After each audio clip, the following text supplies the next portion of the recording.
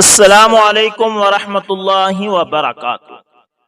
بسم اللہ الرحمن الرحیم۔ دوستو، سخت گرمی کا دن تھا اور دوپہر کا وقت۔ سورج کی تپش نے پتھریلی زمین کو جھلسا دیا تھا۔ گرم نوکیلے پتھروں پر پاؤں جمائے رکھنا مشکل تھا۔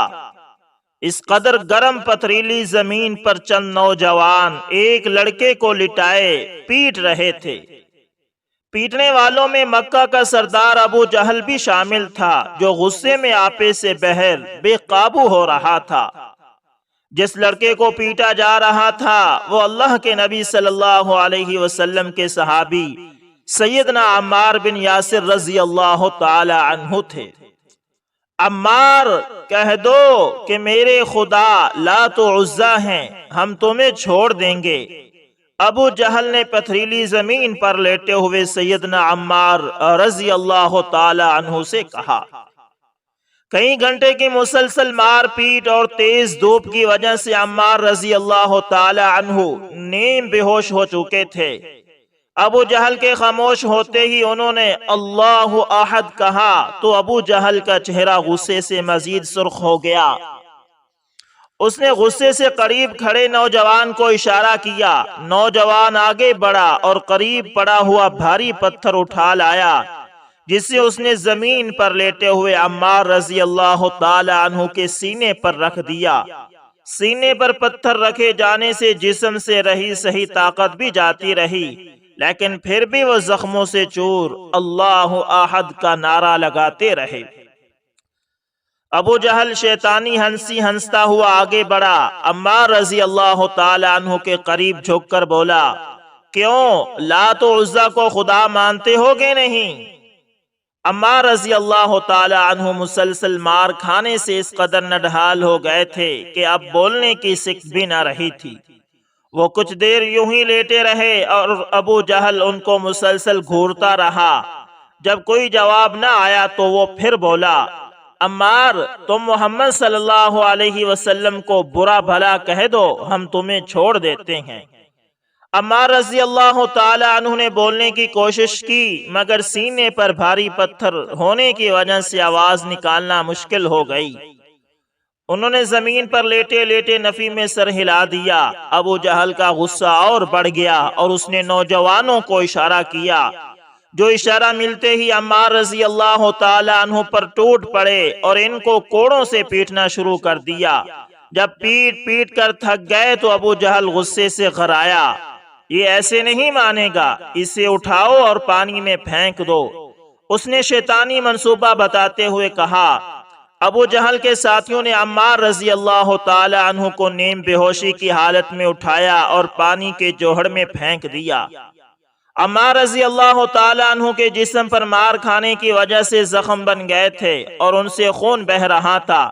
زخموں پر پانی لگا تو پورے جسم میں درد کی ٹھیسیں اٹھنے لگی۔ وہ کئی گھنٹے تک پانی میں رہے اور ابو جہل اپنے ساتھیوں سمیت انہیں مارتا پیٹتا رہا۔ جب تھک گیا تو یہ دھمکی دے کر چلا گیا کہ تمہارے سال کل نمٹوں گا۔ یوں عمار رضی اللہ تعالی عنہ کی مار پیٹ سے خلاصی ہوئی، لیکن اگلے روز ہی ان پر دوبارہ قیامت ٹوٹ پڑی۔ ابو جہل نے اپنے ساتھیوں سمیت انہیں پکڑا اور پتھریلی زمین پر سخت دھوپ میں لٹا کر مارنا شروع کر دیا۔ یہ 6 صدی عیسوی کے آخر کی بات ہے۔ ان دنوں یمن کا علاقہ بہت بڑی تجارتی منڈی کی حیثیت رکھتا تھا۔ یہاں کے لوگوں کو صنعت میں بڑا ملکہ حاصل تھا اور یمن کی بنائی ہوئی اشیاء دور دراز کے ملکوں میں بڑے شوق سے خریدی جاتی تھی۔ یمن کے لوگ بڑی تعداد میں تجارت کرتے تھے۔ وہ یمن میں بننے والی اشیاء اونٹوں پر لاد کر نکلتے اور یمن کے چاروں طرف دور دراز ملکوں کا رخ کرتے۔ وہاں اپنا تجارتی سامان فروخت کرتے اور منافع کے طور پر اس ملک کی قیمتی اشیاء اپنے ساتھ یمن لا کر فروخت کر دیتے۔ یمن کا مال فروخت کرنے کے لیے ان دنوں مکہ کا شہر بڑا مشہور ہو چکا تھا اور بہت سے یمنی تاجر اپنا سامان لے کر مکہ مکرمہ آنے لگے تھے۔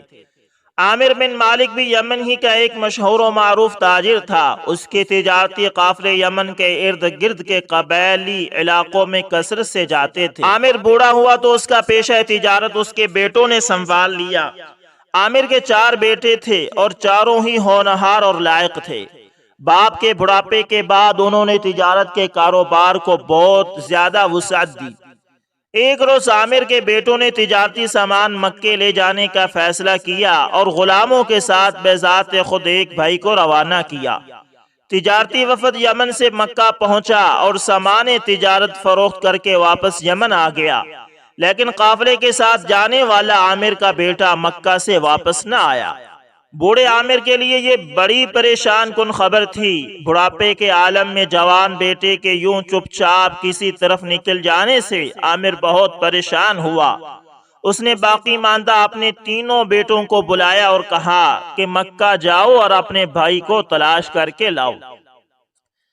باپ کے حکم پر تینوں بھائیوں یاسر، حارث اور مالک نے رخت سفر باندھا اور اپنے بھائی کی تلاش میں مکہ کی طرف روانہ ہو گئے۔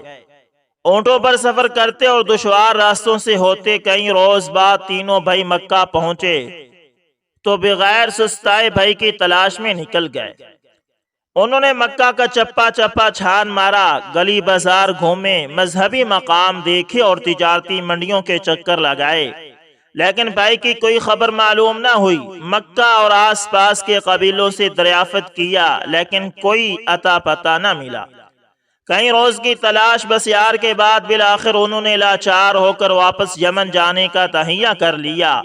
یمنی تاجر عامر بن مالک کا سب سے بڑا بیٹا یاسر تھا، جو اپنے دونوں بھائیوں حارث اور مالک کے ساتھ اپنے بھائی کی تلاش میں مکہ آیا تھا۔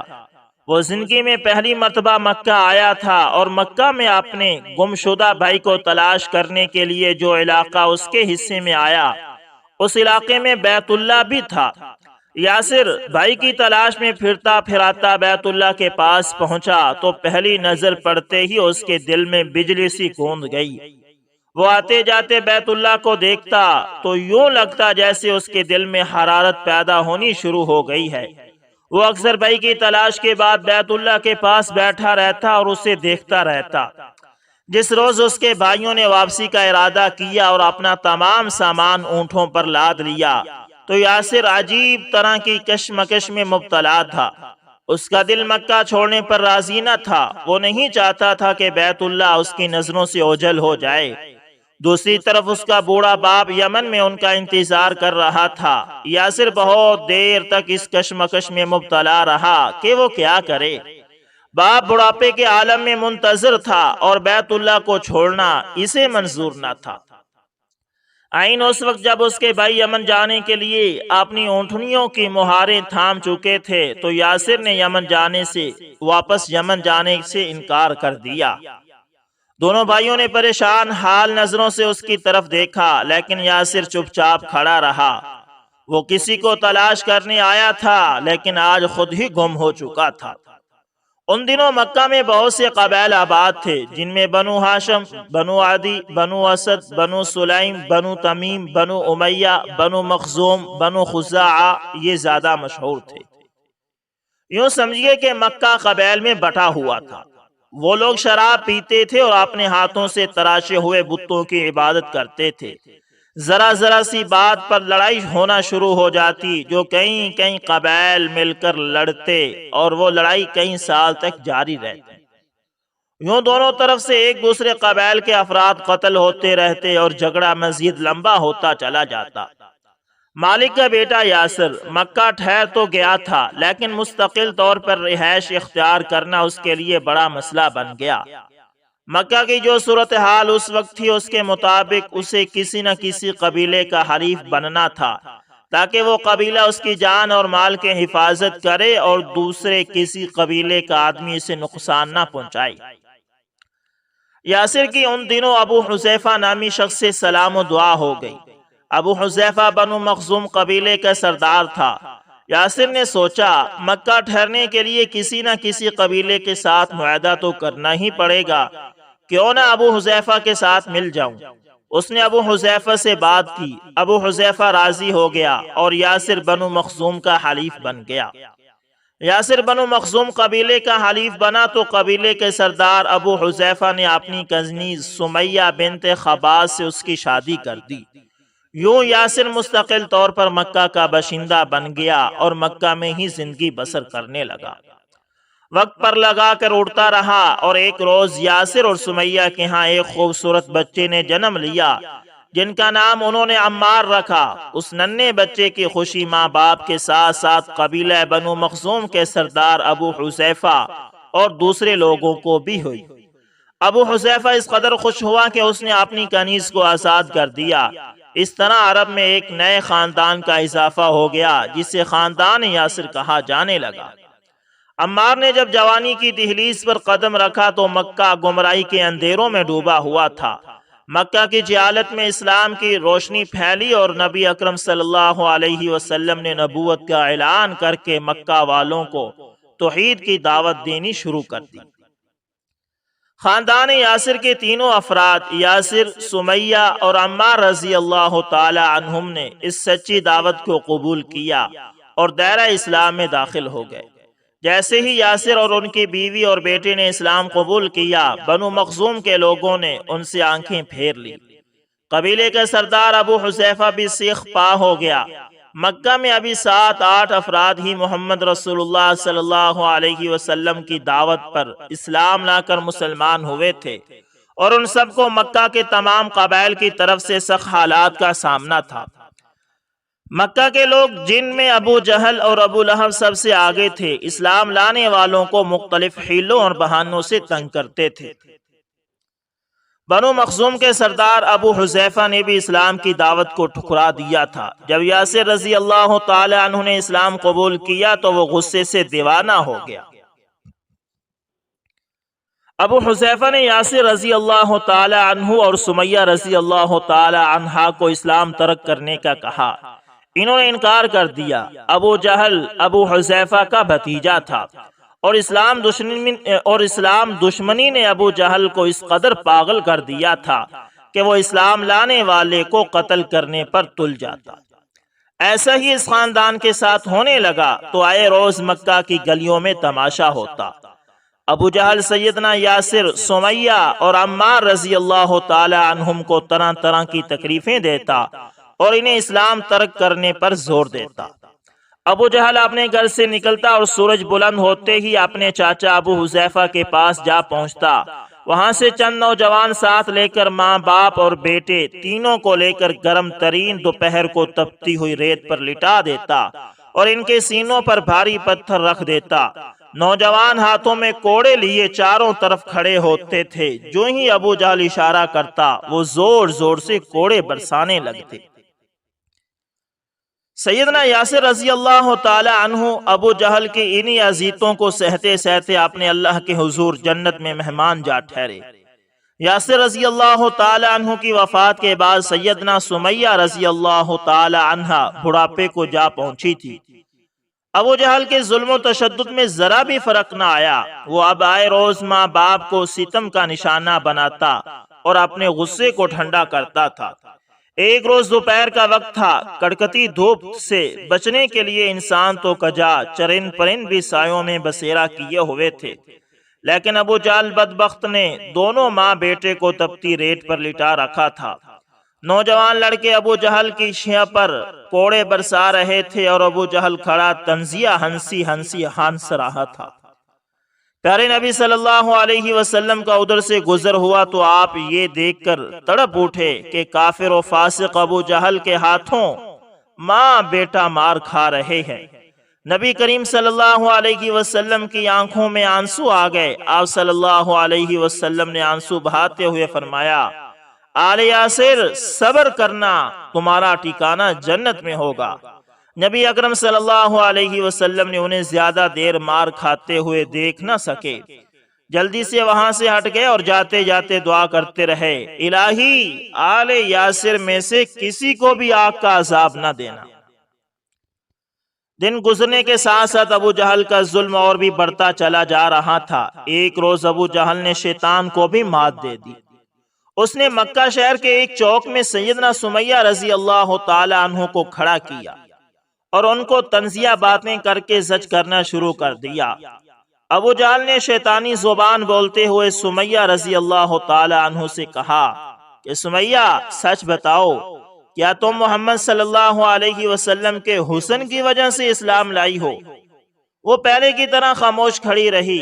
ابو جہل آج کوئی اور ہی منصوبہ بنا کر آیا تھا۔ اس نے آج نہ انہیں گرم ریت پر لٹا کر بھاری پتھر رکھا اور نہ ہی بوڑھی ہڈیاں پر کوڑے برسائے۔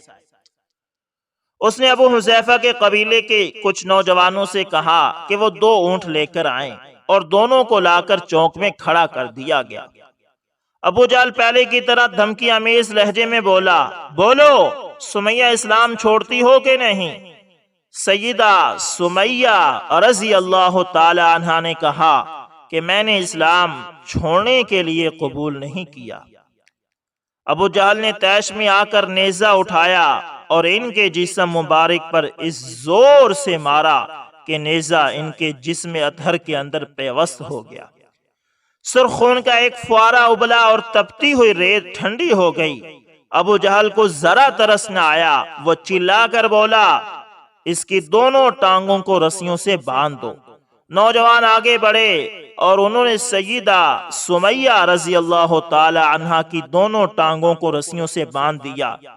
پھر ابو جہل کمینے کے حکم پر دونوں رسیوں کے آخری سرے اونٹوں کے ساتھ باندھ دیے گئے۔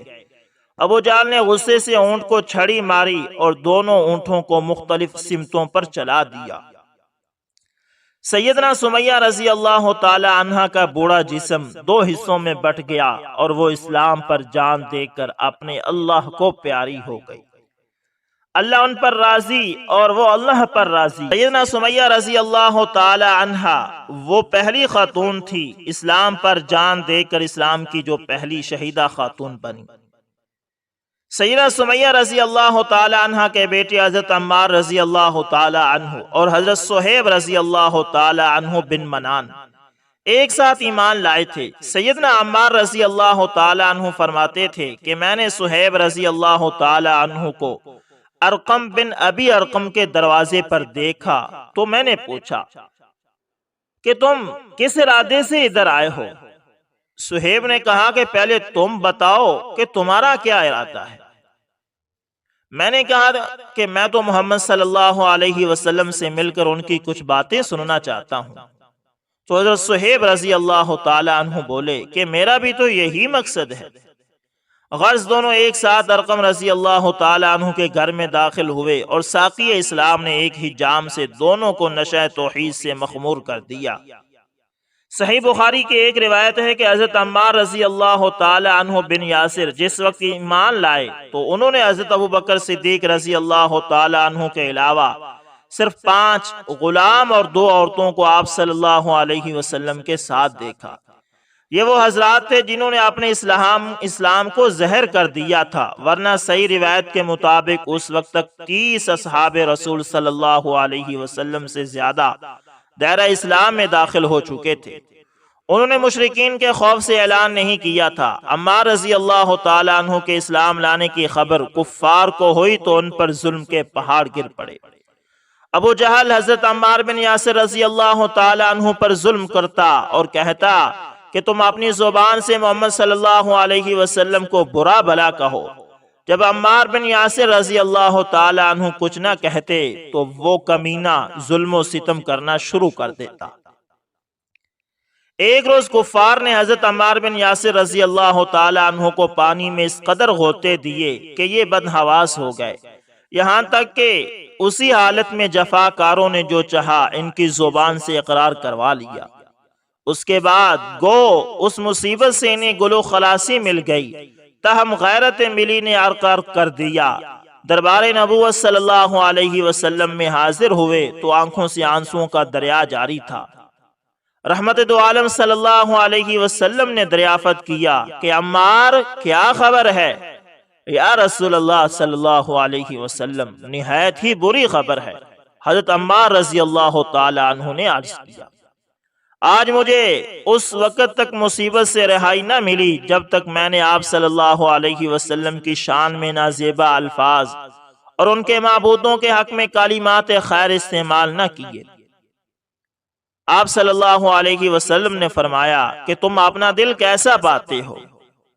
میرا دل ایمان سے مطمئن ہے۔ حضرت عمار بن یاسر رضی اللہ تعالی عنہ نے عرض کیا، سرکار دو عالم صلی اللہ علیہ وسلم نے نہایت شفقت کے ساتھ ان کی آنکھوں کے آنسوں کے قطرے پوجتے ہوئے فرمایا کہ کچھ مذائقہ نہیں، اگرچہ پھر ایسا ہی کر لو۔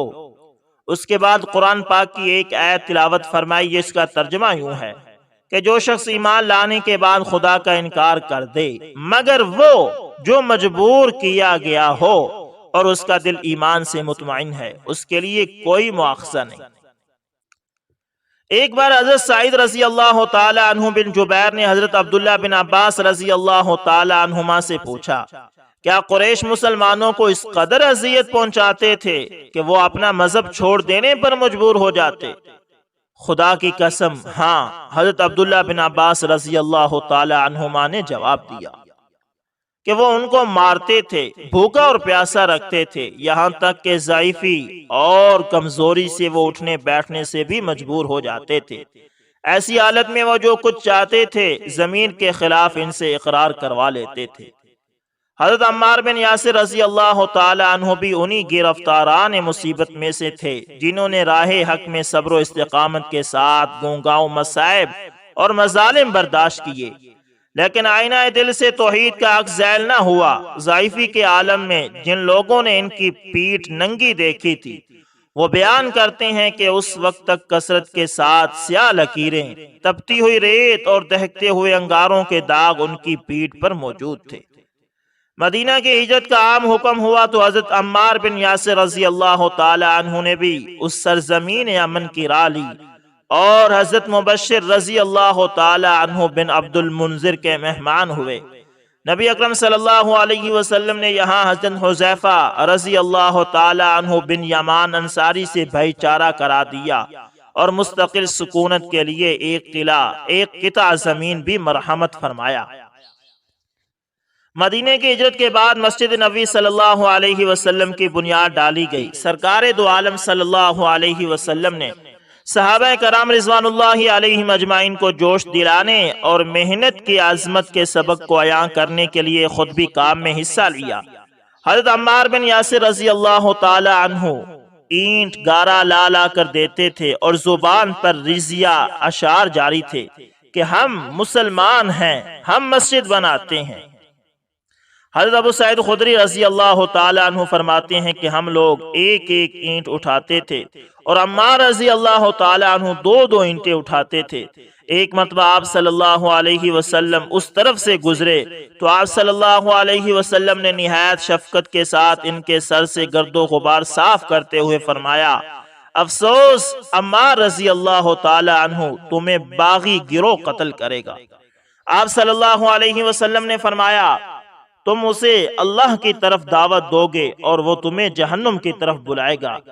ایک دفعہ کسی نے ان کے سر پر اس قدر بوجھ لاد دیا کہ لوگ چلا اٹھے، آج عمار رضی اللہ تعالی عنہ مر جائیں گے۔ آپ صلی اللہ علیہ وسلم نے سنا تو کچھ اینٹیں اتار کر پھینک دی اور فرمایا، افسوس ابن سمیہ تمہیں باغی گروہ قتل کرے گا۔ سیدنا عمار رضی اللہ تعالی عنہ نے غزوات میں بہت سی قربانیاں دی اور بہادری کے کارنامے رقم کی۔ حضرت عثمان رضی اللہ تعالی عنہ کی شہادت کے بعد خلافت کا بار گراں حضرت علی رضی اللہ تعالی عنہ شیر خدا کے سر ڈالا گیا۔ حضرت عمار رضی اللہ تعالی عنہ کو ان سے جو خاص انس و خلوص تھا اس کے لحاظ سے تمام مہمات امور میں وہ ان کے دستے بازو ثابت ہوئے۔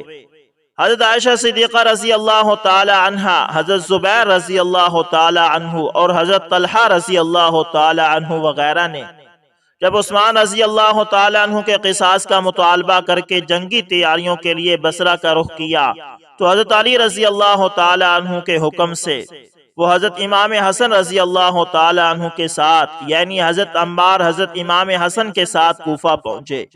تو ابو موسیٰ اشعری رضی اللہ تعالی عنہ جامعہ مسجد میں ایک مجمع کے سامنے غیر جانبداری کا آواز بیان کر رہے تھے۔ حضرت امام حسن رضی اللہ تعالی عنہ نے ان سے فرمایا کہ آپ تقریر بند کریں، اور اس کے ساتھ ہی انہوں نے ممبر پر کھڑے ہو کر ایک نہایت پرجوش تقریر کی۔ اس کے بعد حضرت عمار رضی اللہ تعالی عنہ کو بھی تقریر کا موقع ملا۔ ماہ جمادی الاخر 36 ہجری میں دونوں طرف کی فوجیں مقام ذی قار میں جمع ہوئی۔ جمعرات کے روز جنگ جمل شروع ہوئی۔ میسرہ پر متعین حضرت عمار رضی اللہ تعالی عنہ حسب معمول غیر معمولی جوش سے لڑے۔ جنگ جمل کے بعد امیر معاویہ رضی اللہ تعالی عنہ سے صفین کا معرکہ پیش آیا۔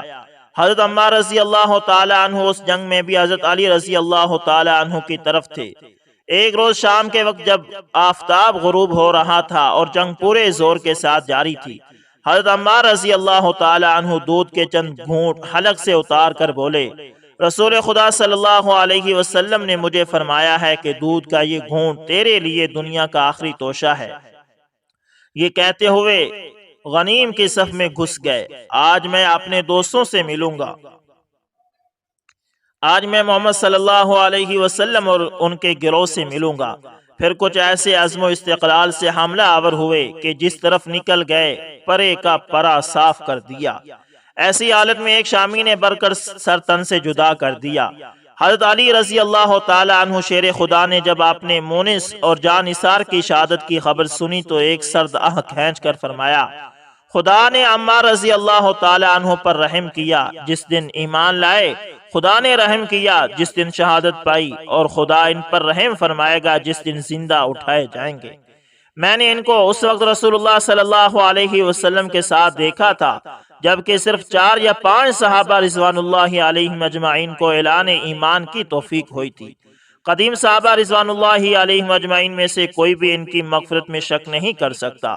اس کے بعد کفن و دفن کا حکم دیا، خود جنازے کی نماز پڑھائی اور خون آلود پیرہن کے ساتھ دفن کر دیا۔ اس وقت آپ کی عمر 91 برس تھی۔ کوفہ کی زمین کا کسی صحابی رسول صلی اللہ علیہ وسلم کو اپنے دامن میں لینے کا یہ پہلا موقع تھا۔ اللہ تعالیٰ سے دعا ہے کہ اللہ تعالیٰ ہمیں صحابہ کرام رضوان اللہ علیہم اجمعین کے نقش قدم پر چلنے کی توفیق عطا فرمائے، آمین۔ جزاکم اللہ۔